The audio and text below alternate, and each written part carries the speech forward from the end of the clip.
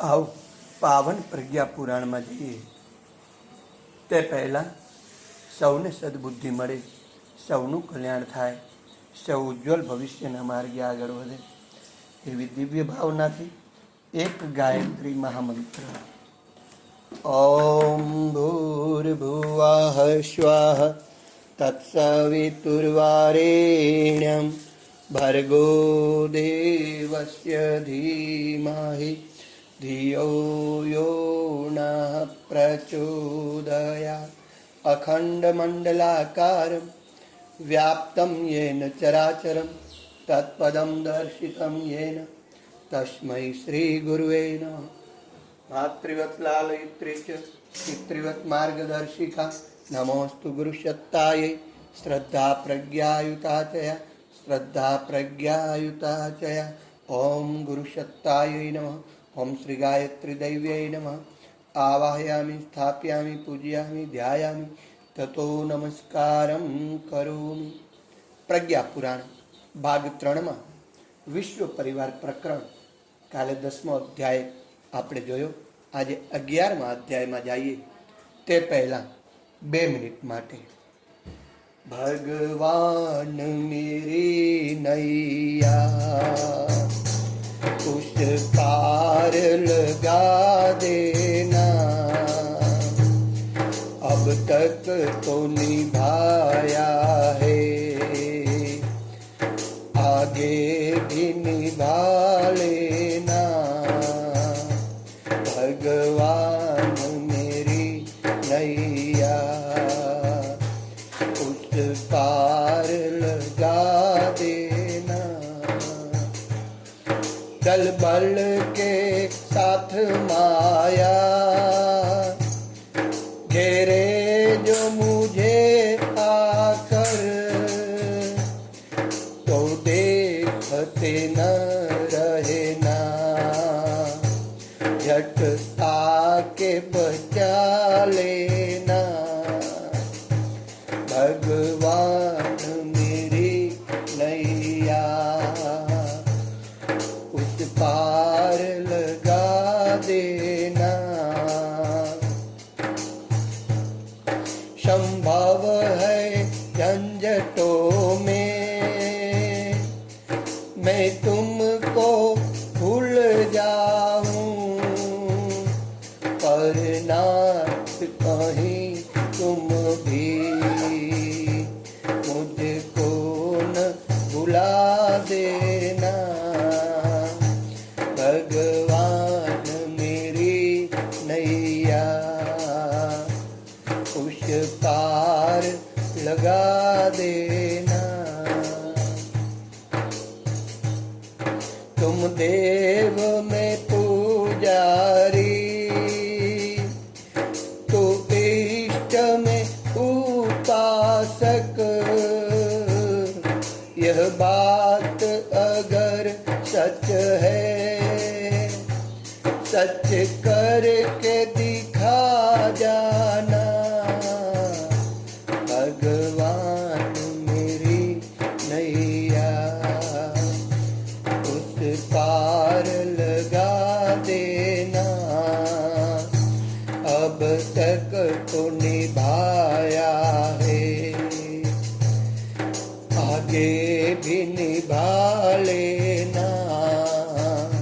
भगवान मेरी नैया उस पार लगा देना,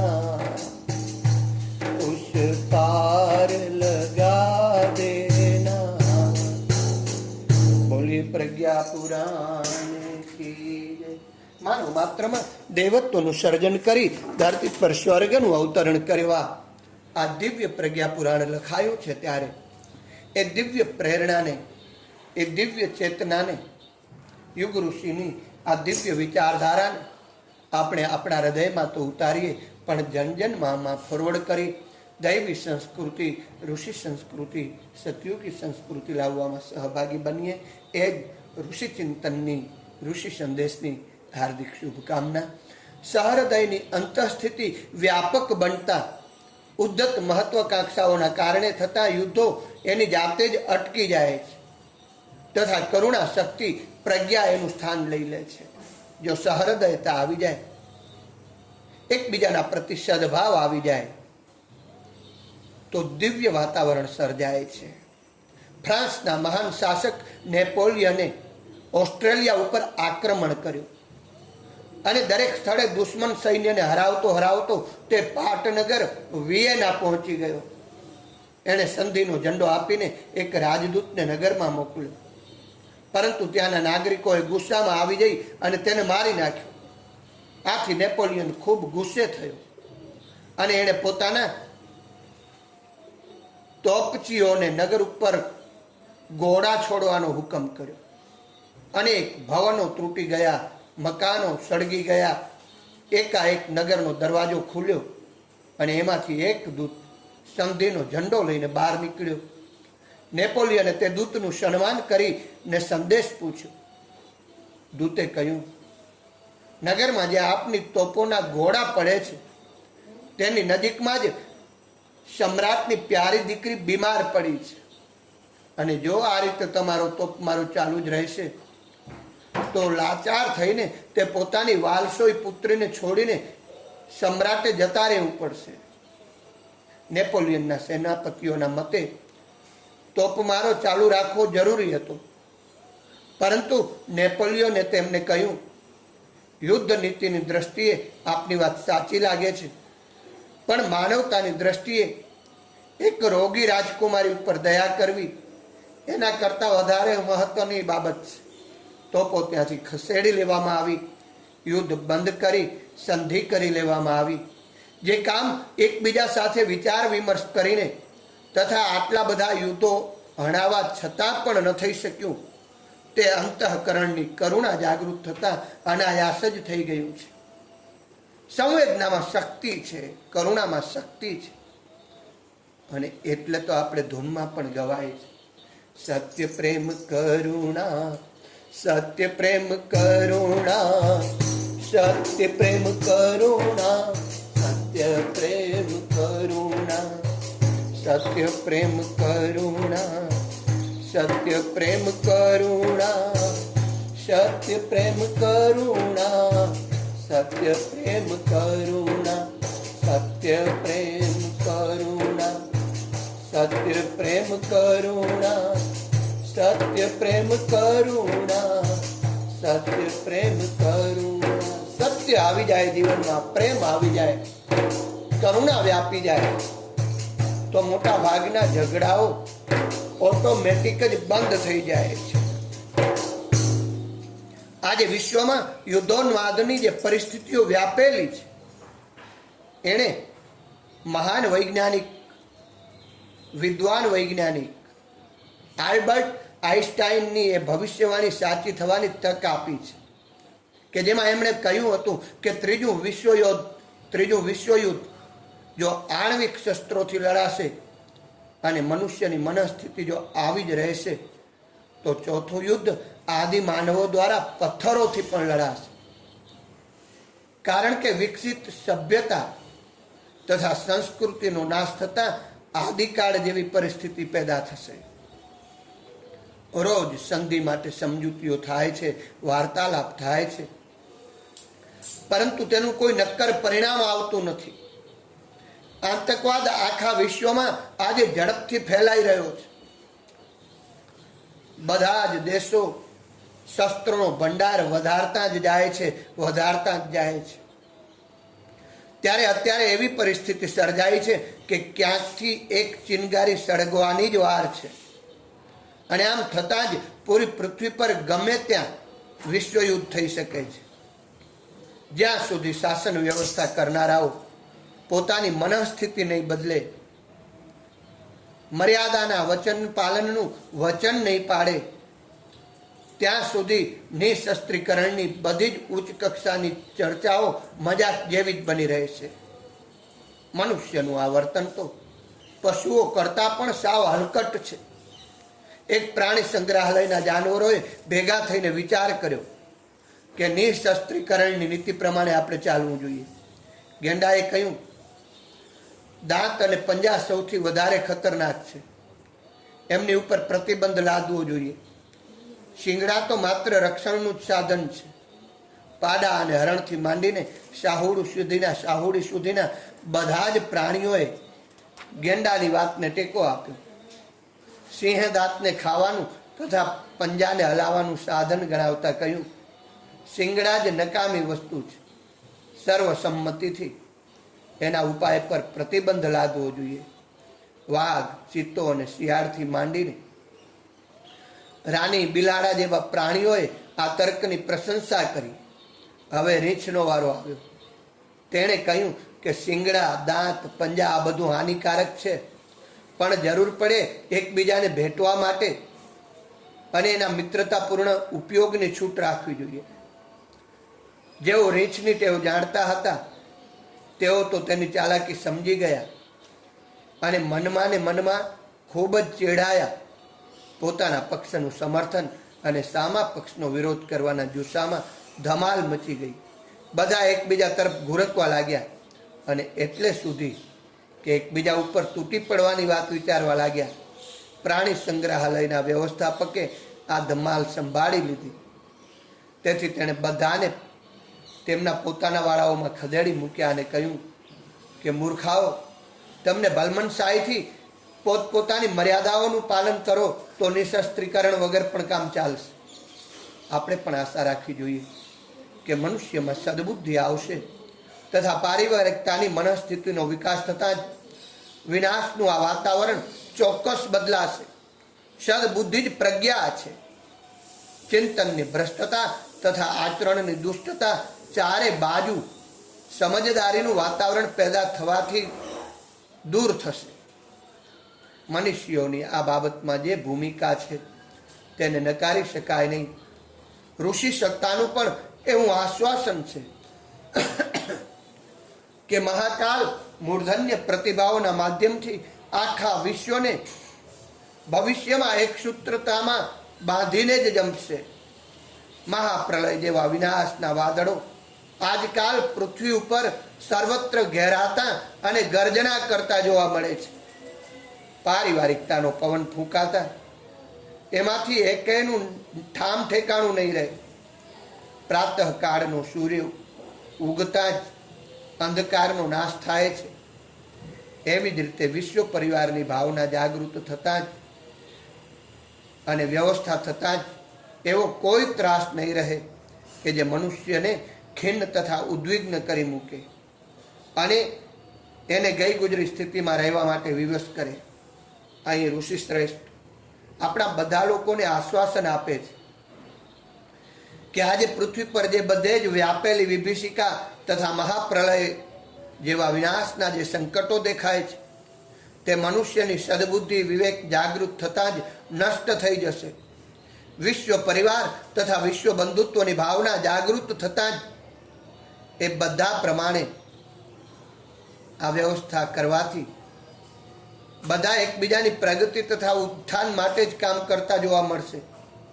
ગાયત્રી મહામંત્રના અંતિમ ચરણમાં માત્ર પોતાની જ નહીં પરંતુ સમસ્ત વિશ્વની, સમસ્ત સમાજની, પ્રાણી માત્રની યથાર્થ પ્રગતિની શુભકામના કરવામાં આવી છે અને પરમ સત્તાને પ્રાર્થના કરવામાં આવી છે કે હે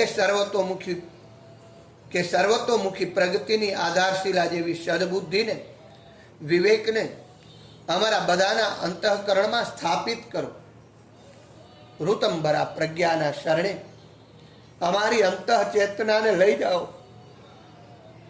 ખૂબ નિકટ આવેલા સુનિશ્ચિત પ્રજ્ઞાયુગમાં એ સદબુદ્ધિ પ્રાપ્ત કરવા માટે દરેક મનુષ્યના મનમાં ઉત્કૃષ્ટ આકાંક્ષા તથા આતુરતા જોવા મળશે અને લોકો વસુદૈવ કુટુંબકમની ભાવનાથી ઓતપ્રોત થઈ અને કામ કરશે. ત્યારે આખા સમાજમાં સુખ શાંતિનું તથા આનંદનું વાતાવરણ બનશે. વિશ્વ પરિવારમાં માત્ર મનુષ્ય જ નહીં, પશુ પક્ષીઓનો પણ સમાવેશ થાય છે. એમની સાથે આચરવામાં આવતી નિર્દયતાનો અંત પારિવારિકતાની ભાવનાઓનો વિસ્તાર થાય તો જ આવશે. માનવ કલ્યાણની પારિવારિકતાની ભાવના સાથે વિશ્વ કલ્યાણ અભિન્ન સ્વરૂપે જોડાયેલું છે. વિશ્વ પરિવારની, માનવ પરિવારની આ પ્રક્રિયાને ખૂબ વ્યાપક બનાવવાનો પ્રયત્ન કરવો જોઈએ કે જેની સાથે ઉજ્જવલ ભવિષ્ય અને અજસ્ત્ર સુખ શાંતિનું અવતરણ અભિન્ન સ્વરૂપે જોડાયેલું છે. વિશ્વ પરિવારનો પરિધ ખૂબ જ વિશાળ અને વ્યાપક છે. એમાં આખું પ્રાણી જગત પણ આવી જાય છે. મનુષ્ય, જીવજંતુઓ, પશુ પક્ષીઓ, વનસ્પતિ મળી અને એક વિશાળ પરિવાર બને છે. હવે જગત નિયંતાની વ્યવસ્થા પ્રમાણે ચરાચરમાં વિશ્વમાં કૌટુંબિકતાની ભાવનાઓનો ફેલાવો થશે.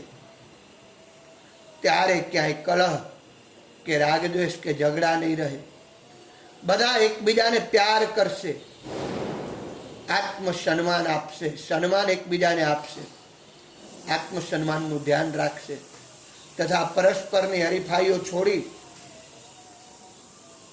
અને એકબીજાને ઊંચે લઈ જવાનો તથા આગળ વધારવાનો પ્રયત્ન કરશે.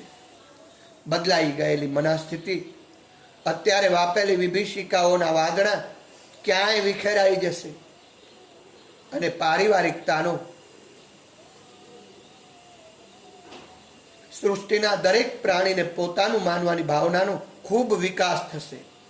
ત્યારે સતયુગની, પ્રજ્ઞાયુગની સંભાવનાઓ અવશ્ય સાકાર થતી જોવા મળશે. ચારે બાજુ સુખ સમૃદ્ધિની સાથે સાથે શાંતિમય વાતાવરણ જોવા મળશે અને બધી જ દિશાઓમાં શાસ્ત્રોક્ત વાણી બોલાશે. સર્વે ભવંતુ સુખીનઃ, સર્વે સંતુ નિરામયા, સર્વે ભવંતુ સુખીનઃ, સર્વે સંતુ નિરામયા, સર્વે ભદ્રાણિ પશ્યન્તુ મા કશ્ચિત દુઃખમાપ્નુયાત, સર્વે ભદ્રાણિ પશ્યન્તુ મા કશ્ચિત દુઃખમાપ્નુયાત, મા કશ્ચિત દુઃખમાપ્નુયાત.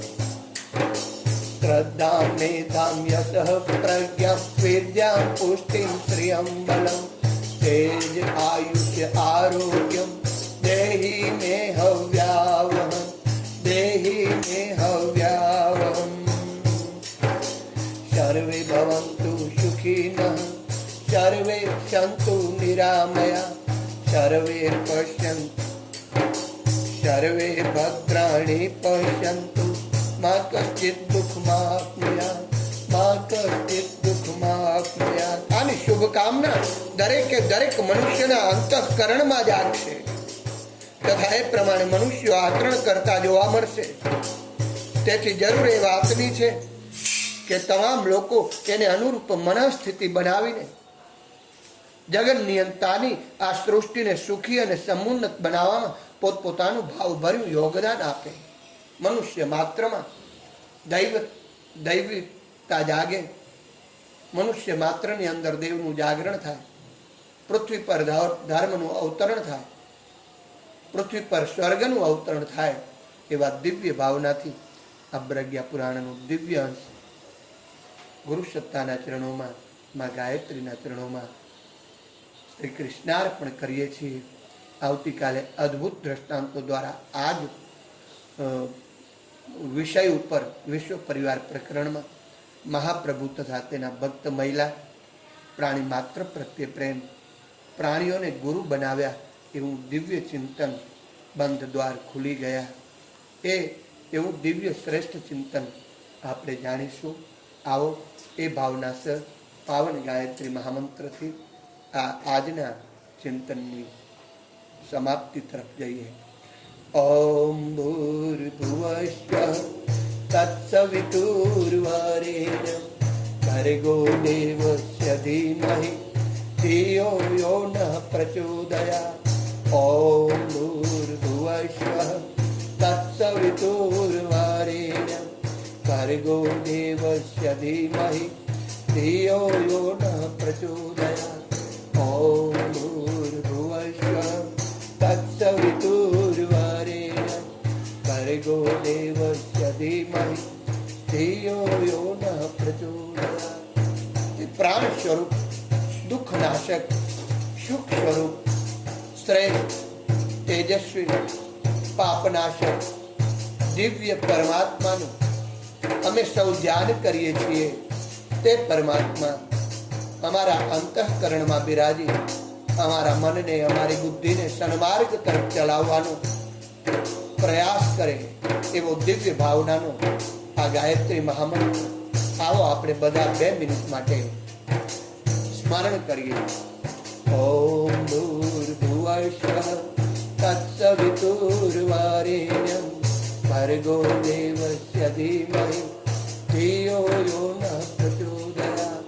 ઓમ ભૂર્ભુવઃ તત્સવિતુર્વરેણ્યં ભર્ગો દેવસ્ય ધીમહિ ધિયો યો ન પ્રચોદયાત. ધિયો યો ન પ્રચોદયાત. ધિયો યો ન પ્રચોદયાત. બોલીએ શ્રી પ્રજ્ઞા પુરાણ કી જય. ગાયત્રી માત કી જય.